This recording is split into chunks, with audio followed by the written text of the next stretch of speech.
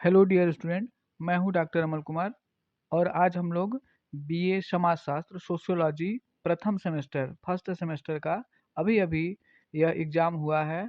यह माँ विंध्यवासिनी विश्वविद्यालय मिर्ज़ापुर में नई यूनिवर्सिटी है, ओपन हुई है। उसी यूनिवर्सिटी से जुड़े हुए जितने भी कॉलेज है वहाँ पे एग्ज़ाम हुआ है। यह 3 जिलों में इसका एग्ज़ाम हुआ है। मिर्ज़ापुर ज़िले में, सोनभद्र ज़िले में और भदोही ज़िले में। तो देर न करते हुए हम चलते हैं अपने अ, इस पेपर को सॉल्व करते हैं। ठीक है। हमारा पहला क्वेश्चन है, समाजशास्त्र तथा अर्थशास्त्र में किस विषय का सामान्य रूप से अध्ययन किया जाता है। ठीक है। किस इसमें पूछ रहा है कि समाजशास्त्र तथा अर्थशास्त्र में किस विषय का सामान्य रूप से अध्ययन किया जाता है। ठीक है।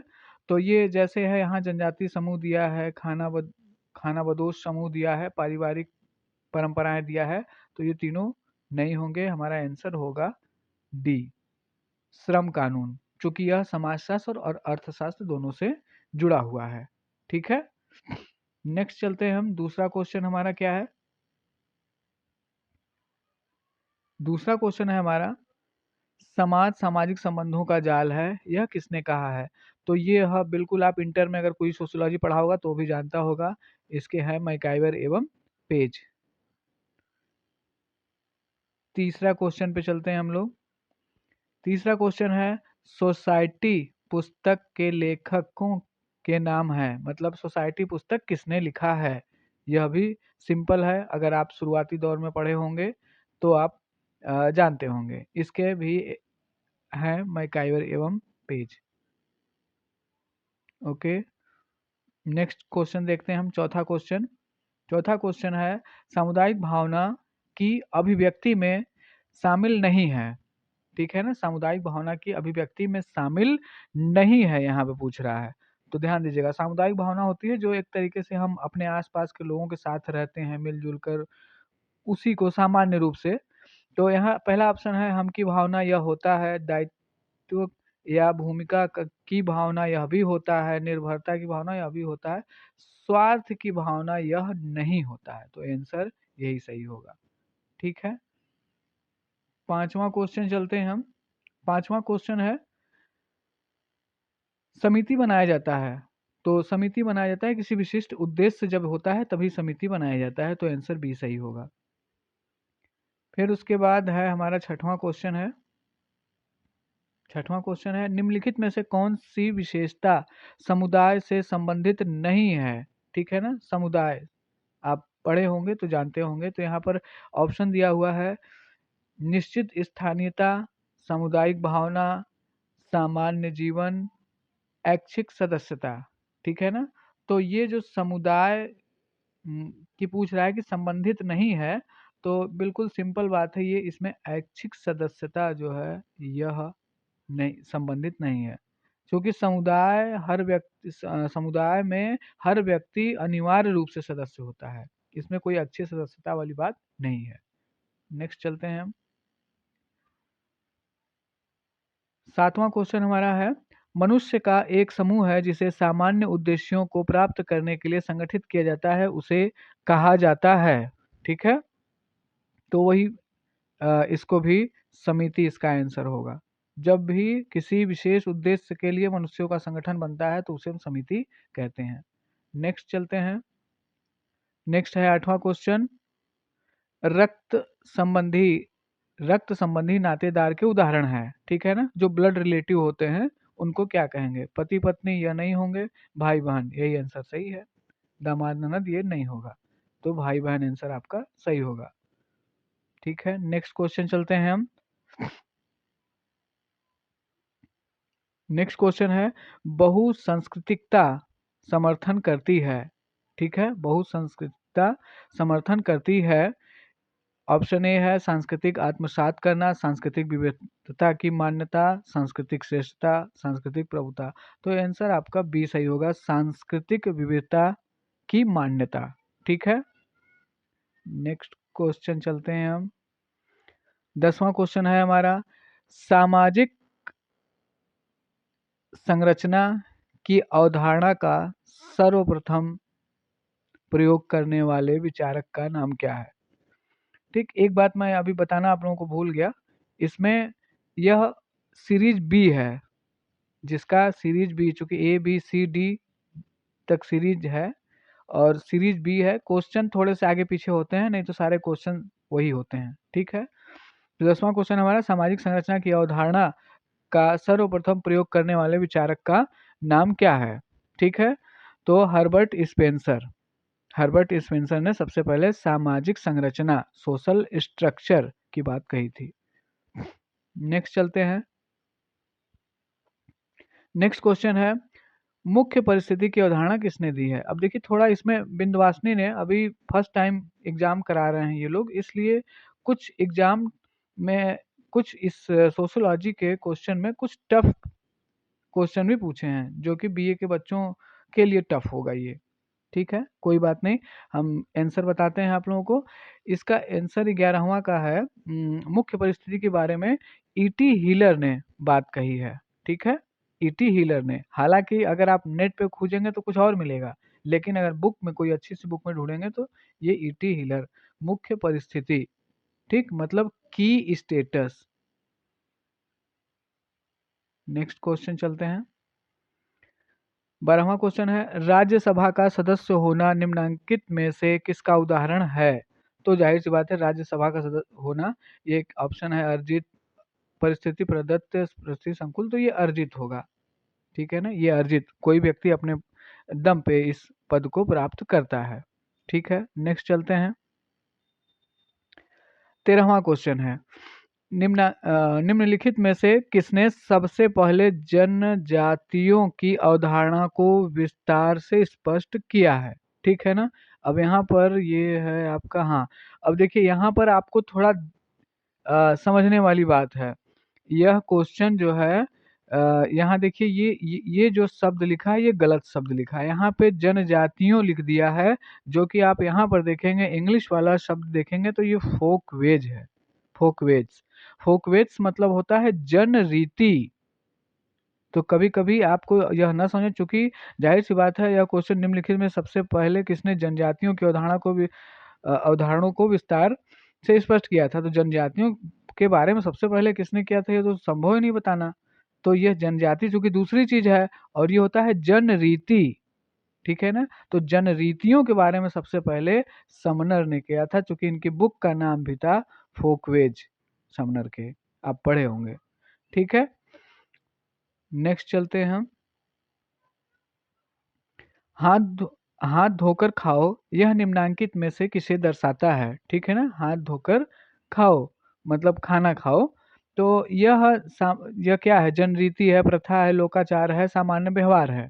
ठीक है ना, तो यह जनरीति है, आंसर ए सही है, यह जनरीति है।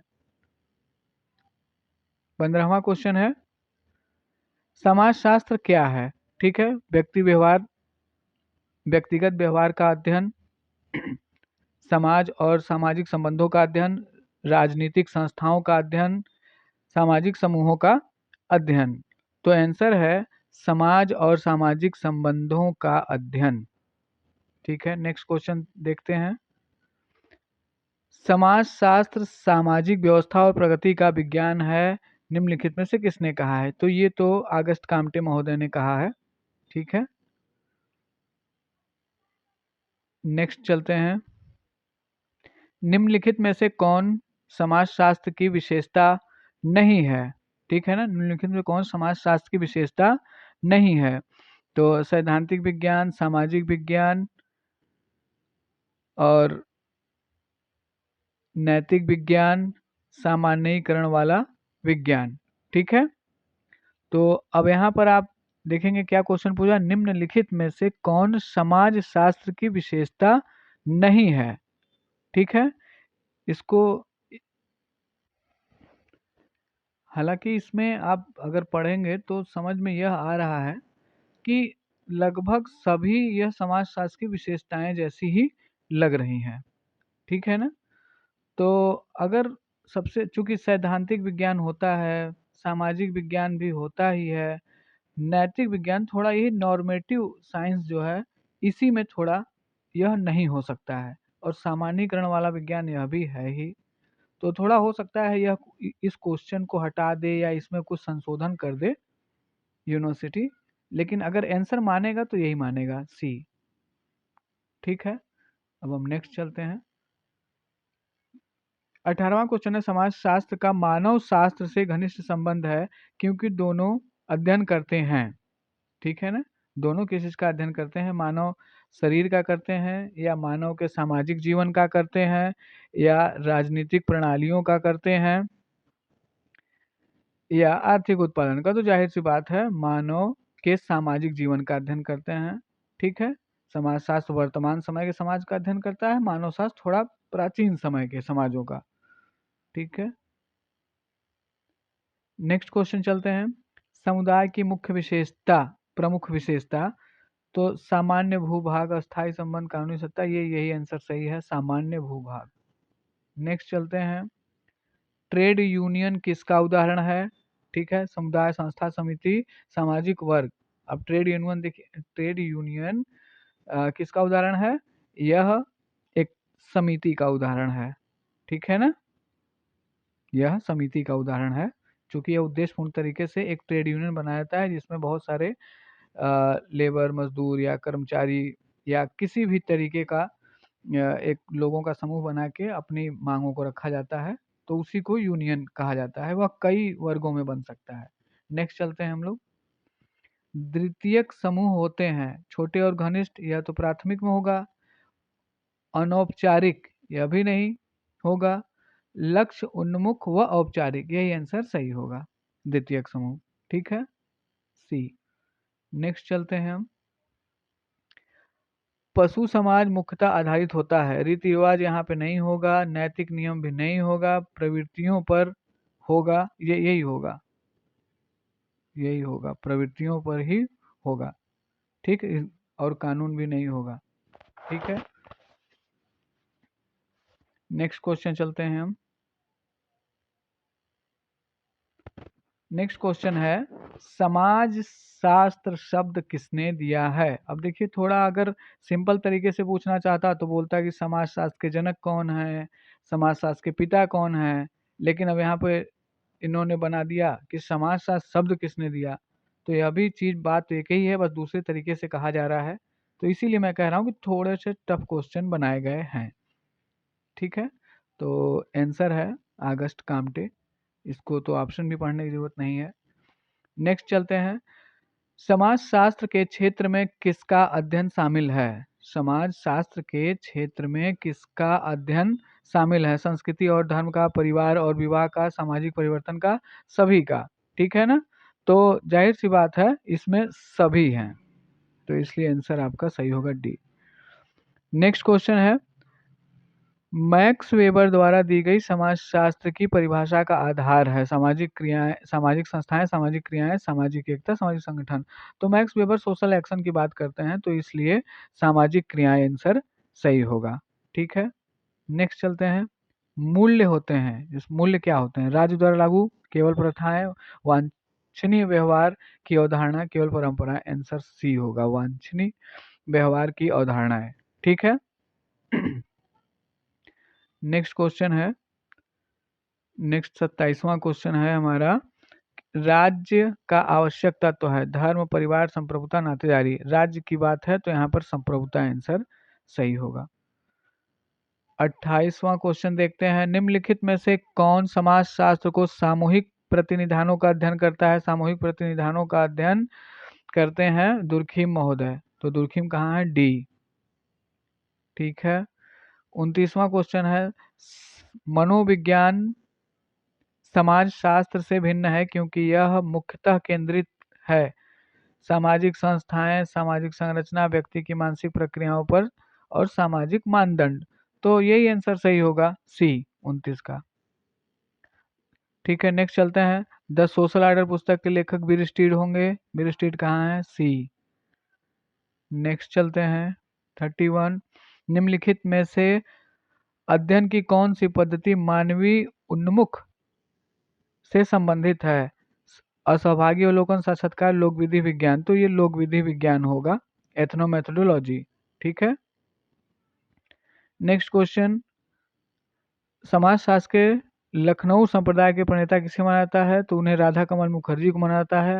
राधा कमल मुखर्जी, ऑप्शन सी। नेक्स्ट है 33, हिंदू सोशल ऑर्गेनाइजेशन पुस्तक के लेखक कौन है? हिंदू सोशल ऑर्गेनाइजेशन पुस्तक के लेखक पीएच प्रभु हैं। तो ये ऑप्शन सी सही है। नेक्स्ट 34वां क्वेश्चन देखते हैं हम लोग, मनोविज्ञान की कौन सी शाखा समाजशास्त्र के सबसे निकट है? बाल बाल मनोविज्ञान, औद्योगिक मनोविज्ञान, सामान्य मनोविज्ञान, सामाजिक मनोविज्ञान। ठीक है। तो ये हमारा आंसर सही होगा सामाजिक मनोविज्ञान, या समाज और मनोविज्ञान दोनों से जुड़ा हुआ है। ठीक है। नेक्स्ट क्वेश्चन चलते हैं हम। 34वां क्वेश्चन है, अरे सॉरी 35वां क्वेश्चन है हमारा, क्षैतिज समूह तथा उदग्र समूह का वर्गीकरण देने वाले समाजशास्त्री का क्या नाम है? ठीक है। तो ये गिडिन्स हैं। गिडिन्स कहाँ है? D, Anthony गिडिन्स। नेक्स्ट चलते हैं, जिस समूह के प्रति हमारी भावना दूरी और संदेह की होती है उसे क्या कहते हैं? तो जाहिर सी बात उसे बाह्य समूह कहते हैं। आंसर सही होगा ए। ठीक है। नेक्स्ट है, निम्नलिखित में से कौन द्वितीयक समूह की विशेषता नहीं है? द्वितीयक की नहीं है मतलब प्राथमिक की होगी। ठीक है। तो इसमें योजनाबद्ध रूप से निर्माण, बड़ा आकार, वैयक्तिक संबंध, अप्रत्यक्ष संबंध। तो आंसर ये सही होगा, और बाकी सब ये सब द्वितीयक वाले हैं। ठीक है। नेक्स्ट चलते हैं, रॉबर्ट मर्टन के अनुसार संदर्भ समूह के निर्माण का मनोवैज्ञानिक आधार क्या है? ठीक है, सापेक्षिक अभाव बोध, यही आंसर सही भी होगा। नेक्स्ट है, नातेदारी संबंधों में मुख्य प्रकारों में विभाजित किया जाता है। पहला है रक्त संबंधी और दूसरा विवाह संबंधी होगा। आंसर सी सही है। ठीक है। नेक्स्ट चलते हैं। नेक्स्ट है kinship and marriage. Kinship and marriage पुस्तक के लेखक रॉबिन फॉक्स हैं। नेक्स्ट चलते हैं, हिस्ट्री ऑफ ह्यूमन मैरिज पुस्तक के लेखक कौन है? तो ये वेस्टर मार्क है। ये सब आप अगर वीडियो देखे होंगे पिछला तो सारा आप जानते होंगे। ठीक है। नेक्स्ट चलते हैं, निम्नलिखित में से किसे विवाह को एक सार्वभौमिक संस्था के रूप में स्पष्ट किया? यह भी वेस्टर मार्क ही है। नेक्स्ट क्वेश्चन, निम्नलिखित में से किस समुदाय में बहुपत्नी विवाह का प्रचलन है? ठीक है ना। तो कुछ लोगों ने केवल मुस्लिम समुदाय लगाया है, जो कि यह गलत है। यह इन आंसर होगा इन सभी, चूंकि जो कुछ जनजातियां हैं, गौड़ जनजातियां, खस जनजातियां और मुस्लिम समुदाय, यह तीनों में बहुपत्नी विवाह का प्रचलन पाया जाता था, और कहीं कहीं जगहों पे अभी भी है। बहुपत्नी विवाह का मतलब एक से अधिक पत्नियों के साथ रहना ही या विवाह करना, उसे हम बहुपत्नी विवाह कहते हैं। ठीक है। नेक्स्ट चलते हैं, विवाह की परिभाषा है। ठीक है ना। विवाह की परिभाषा क्या है? इसमें दिया है केवल कानूनी अनुबंध, यौन संबंधों को नियंत्रित करने वाली संस्था, केवल धार्मिक अनुसंधान या आर्थिक व्यवस्था। तो ये बी सबसे ज्यादा सही आंसर है, बी। ठीक है। नेक्स्ट चलते हैं, 45वां क्वेश्चन, दुर्खीम के अनुसार धर्म है, मतलब दुर्खीम के अनुसार धर्म क्या है? व्यक्तिगत विश्वास, सामाजिक एकता बढ़ाने वाली संस्था, आर्थिक और राजनीतिक नहीं। यही आंसर सही है, सामाजिक एकता बढ़ाने वाली संस्था। भारत में विवाह एवं परिवार पुस्तक के लेखक कौन है? ठीक है ना। तो आप देखेंगे ये हिंदी में पूछ दिया है, और अक्सर कई जगहों पे इसी को पूछता है। Marriage family in India, KM. Kapadia की ये बुक है। तो यहाँ आंसर बी सही है। नेक्स्ट है, ईवी टाइलर के अनुसार संस्कृति में शामिल है, मतलब संस्कृति में क्या क्या शामिल है? केवल कला और धर्म, ज्ञान, विश्वास, कला, नैतिकता, कानून और प्रथा, आर्थिक उत्पादन, राजनीतिक। तो जाहिर सी बात है ये होगा जिसमें सभी चीजें लगभग आती हैं सुखी संस्कृति में। ठीक है। नेक्स्ट है, जनजाति धर्म के संदर्भ में टोटम तो टोटम आप अगर यह टोटम के बारे में दुर्खिम ने, इमाइल दुर्खिम ने बताया है। अगर आप पढ़े होंगे तो आप जानते होंगे कि यह कोई भी पवित्र पशु या पौधा या कुछ और भी मूर्ति वगैरह भी हो सकती हैं। इसी को कहेंगे हम, सी आंसर सही है। नेक्स्ट क्वेश्चन देखते हैं हम। 49वां क्वेश्चन है, धर्म की व्याख्या के लिए पवित्र एवं अपवित्र की अवधारणा का प्रतिपादन करने वाले विचारक का नाम तो दुर्खिम ही है। पवित्र और अपवित्र की बात दुर्खिम ही कहे हैं, सेक्रेट और प्रोफेन। नेक्स्ट चलते हैं। सांस्कृतिक बहुलता का अर्थ है, ठीक है ना, सांस्कृतिक बहुलता का अर्थ है एक प्रभुत्वशाली संस्कृति, एक समाज में विविध संस्कृतियों का सह अस्तित्व, या संस्कृति अलगाव, या सांस्कृतिक एकरूपता। बी सही आंसर सही होगा। एक समाज में विविध संस्कृतियों का सह अस्तित्व, मतलब एक साथ कई संस्कृतियों का अस्तित्व रहता है, उसी को हम कहते हैं सांस्कृतिक बहुलता। नेक्स्ट है, किसने कहा है कि संस्कृति पर्यावरण का मानव निर्मित भाग है? ये हर्स्कोविट्स कहते हैं, ठीक है, एमजे हर्स्कोविट्स। आंसर सही ये है। 52 है, सांस्कृतिक तत्व जब परस्पर अर्थपूर्ण ढंग से जुड़ जाते हैं और मानव आवश्यकताओं की पूर्ति करते हैं तो वह क्या कहलाता है? ठीक है ना, सांस्कृतिक संकुल प्रतिमान मूल्य मानदंड नहीं, संकुल कहलाएगा, सांस्कृतिक संकुल। ठीक है। नेक्स्ट क्वेश्चन चलते हैं हम। भौतिक तथा अभौतिक संस्कृति को भेद किसने स्पष्ट किया है? तो अकबर महोदय ने किया है।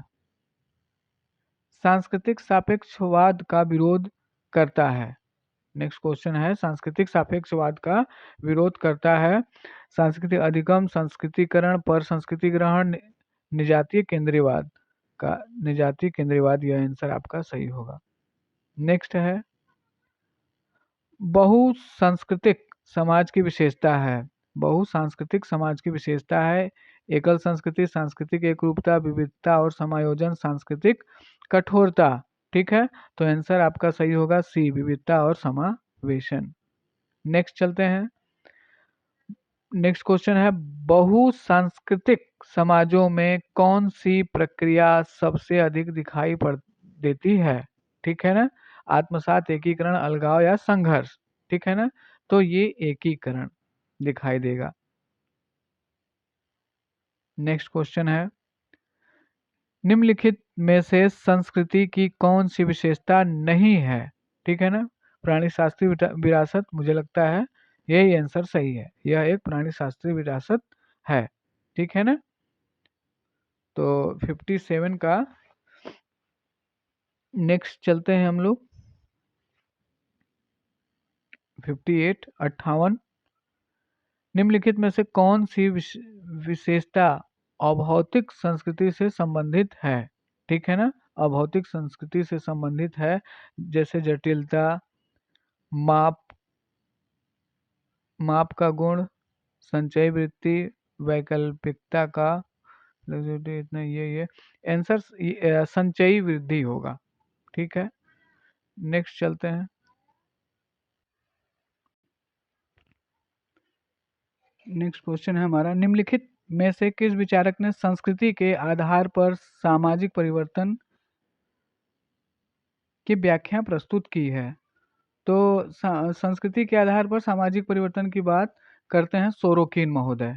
ठीक है ना, आप अगर पढ़े होंगे तो बताया होगा उन्होंने, आपके टीचर ने, कि ऐसे ऐसे करके एक बनाया होगा, एक तरफ आदर्शात्मक रहता है और एक तरफ चेतना, सॉरी,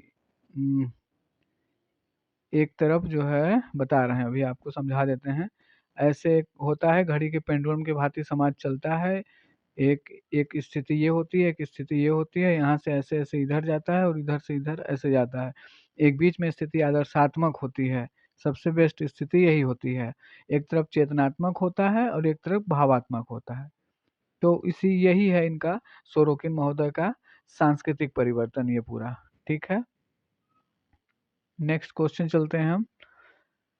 आत्मसात तेज होता है, मतलब एसिमिलेशन, मतलब किसी चीज को स्वीकार करना या आत्मसात करना कब बहुत तेज होता है? तो समूह अलग रहते हैं, सांस्कृतिक समानता अधिक हो, संघर्ष तीव्र हो, प्रतिस्पर्धा बढ़े। ठीक है, तो आंसर आपका सांस्कृतिक समानता अधिक हो तभी तेजी से आत्मसात होता है। नेक्स्ट चलते हैं हम क्वेश्चन। नेक्स्ट क्वेश्चन है, कौन सी प्रक्रिया सांस्कृतिक विविधताएं बनाए रखती हैं? ठीक है ना, आत्मसात, पर संस्कृति, एकीकरण और प्रतिस्पर्धा। तो प्रतिस्पर्धा आपका आंसर सही होगा। नेक्स्ट है, सांस्कृतिक विलंबना की अवधारणा प्रस्तुत करने वाले लेखक कौन है? तो ये अकबर नहीं है। इसी को विलंबना कहते हैं, विडंबना भी कहीं कहीं लिखा रहता है, लेकिन इंग्लिश में देखेंगे तो ये कल्चरल लैग ही हर जगह रहेगा। ठीक है, नेक्स्ट क्वेश्चन चलते हैं। निम्नलिखित में से कौन सामाजिक संरचना का घटक है? ठीक है ना, भावनाएं, परिस्थिति, भूमिका, बुद्धिमत्ता और दृष्टिकोण। तो ये आंसर आपका परिस्थिति और भूमिका होगा। नेक्स्ट चलते हैं। नेक्स्ट क्वेश्चन है, निम्नलिखित में से कौन एक सभ्यता का उदाहरण है? ठीक है, निम्नलिखित में से कौन सा एक सभ्यता का उदाहरण है? संगीत, रेडियो, नाटक, साहित्य। तो ये होगा आपका रेडियो। ठीक है ना, यह प्रदर्शित करता है कि तेजी से चूंकि इसमें रेडियो है। अभी आप सभ्यता और संस्कृति वाला टॉपिक पढ़ेंगे तभी समझ में आएगा, क्योंकि 1 सेकंड 10 सेकंड में आपको चीज़ें नहीं समझाई जा सकती। मैं इसके बाद प्रयास करूंगा आप लोगों का सभी क्लासेस जैसे सेकेंड सेमेस्टर और फोर्थ सेमेस्टर, सिक्स सेमेस्टर का अब सिलेबस वगैरह डिस्कस करेंगे हम लोग, और उसके बाद आगे की पढ़ाई भी हम लोग अब जारी करेंगे यूट्यूब पर। ठीक है, नेक्स्ट क्वेश्चन है, संस्कृति का मुख्य वाहक क्या है? ठीक है ना, संस्कृति का मुख्य वाहक क्या है? आवास, सड़कें, सामाजिक मानदंड, भौतिक पदार्थ। तो आंसर सही होगा सामाजिक मानदंड। नेक्स्ट है, आरोपित परिस्थिति क्या होती है? ठीक है ना, आरोपित परिस्थिति क्या होती है? मतलब आपके ऊपर थोपा गया है। तो शिक्षा से प्राप्त, प्रयास से प्राप्त नहीं, जन्म से प्राप्त, यही सही होगा, पेशे से भी आधारित नहीं। ठीक है ना, तो आंसर सही, जन्म से जो प्राप्त होता है उसी को कहते हैं आरोपित परिस्थिति। कोई ब्राह्मण है तो वो उसके ऊपर थोपा गया है कि तुम ब्राह्मण हो। नेक्स्ट है, कौन सी संस्कृतिकरण व्यवस्था अधिकतम गतिशीलता देती है? ठीक है ना, कौन सी स्तरीकरण व्यवस्था अधिकतम गतिशीलता देती है? जाति, जागीर, वर्ग, नस्ल। तो सबसे ज्यादा देती है वर्ग। वर्गों में तेजी से आप बदल सकते हैं, स्तरीकरण होता है, और बाकी चीजें तो स्थिर रहती हैं ये सब। नेक्स्ट चलते हैं, संस्कृति किसके द्वारा निर्मित होती है? संस्कृति किसके द्वारा निर्मित होती है? ईश्वर द्वारा, धर्म द्वारा, विज्ञान द्वारा, मनुष्य द्वारा? मनुष्य द्वारा होता है। आंसर सही है। नेक्स्ट है, सामाजिक समूह आवश्यक है क्योंकि वे सहायता करते हैं अलगाव में, व्यक्तियों के सामाजिकरण में, जैविक विकास में, शारीरिक नियंत्रण में। तो आंसर आपका होगा बी, व्यक्तियों के सामाजिकरण में। नेक्स्ट है, भारत में बहुलवाद का रूप निम्नांकित में से किस प्रक्रिया से संबंधित है? भारत में बहुलवाद का रूप निम्नांकित में से किस प्रक्रिया में है? सात्मीकरण, सांस्कृतिक अभिसरण, पर संस्कृतिकरण या सांस्कृतिक विलंबना? ठीक है, तो ये होगा सांस्कृतिक अभिसरण। नेक्स्ट क्वेश्चन है, मैकैवन पेज के अनुसार निम्नलिखित में से सहयोग के दो रूप कौन से हैं? ठीक है ना, तो ये होता है प्रत्यक्ष और अप्रत्यक्ष सहयोग। यह दो वर्ग बताए हैं, कहाँ है? सी। नेक्स्ट है, प्रतिस्पर्धा में कौन सी दशा निहित होती है? ठीक, व्यक्तिगत शत्रुता, प्रत्यक्ष टकराव, अपनी योग्यता को बढ़ाना, दूसरे प्रतियोगियों के साथ सचेतन संबंध। ठीक है ना, तो ये सी आंसर सही होना चाहिए। ठीक है, नेक्स्ट है, सात्मीकरण में निहित है, सात्मीकरण में निहित है संस्कृतियों का दोहरा विलय, समूहों का जैविक एकीकरण, विभिन्न संस्कृतियों के पारस्परिक मिश्रण का अभाव, सांस्कृतिक विभिन्नताओं का पूर्ण निरसन। ठीक है ना? तो इसका यही आंसर सही होगा, सांस्कृतिक विभिन्नताओं का पूर्ण निरसन। ठीक है, नेक्स्ट क्वेश्चन देखते हैं हम। लेविस कोजर ने, अब लेविस कोजर मुझे लगता है बीए फर्स्ट सेमेस्टर के बच्चे नाम ही नहीं सुने होंगे लेविस कोजर, या पीजी वगैरह में बच्चे अच्छे से पढ़ते हैं इसको, लेकिन अब इससे संबंधित भी क्वेश्चन बना दिया। हालांकि संघर्ष टॉपिक रखा है, लेकिन अब लेविस कोजर से संबंधित क्वेश्चन पूछ रहे हैं ये लोग, कोई बात नहीं। लेविस कोजर के सामाजिक संघर्ष के किस पहलू को उजागर, लेविस कोजर ने सामाजिक संघर्ष के किस पहलू को उजागर किया है? विघटनकारी पक्ष को, वर्ग संघर्ष की गहनता को, प्रकारात्मक पक्ष को। तो आंसर आपका यही सही होगा, प्रकारात्मक पक्ष को। नेक्स्ट है, नेक्स्ट और लास्ट है,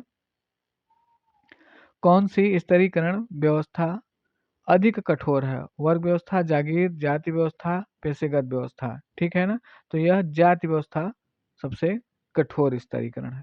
ठीक है, तो स्टूडेंट ये हम लोगों का 75 क्वेश्चन यह आया था, इसको हम लोगों ने देख लिया है। आप लोग आंसर की मिला लीजिएगा कितना आपका सही हुआ है, और इसको आप कमेंट में भी बताइएगा कि मेरा इतना सही हुआ है। पूरा वीडियो देख लीजिएगा ज़रूर, और अपने दोस्तों को भी इसको भेज दीजिएगा, और इस वीडियो को लाइक भी कर दीजिएगा, और अपने दोस्तों को भी शेयर कर दीजिएगा, सब्सक्राइब भी कर दीजिएगा। और आगे आने वाले समयों में अब हम लोग कोर्स पे चलेंगे, अब हम लोग कोर्स पढ़ाई करेंगे इसी पे, सेकेंड सेमेस्टर का भी, फोर्थ सेमेस्टर का भी, और सिक्स सेमेस्टर का भी। ठीक है, ओके, थैंक यू।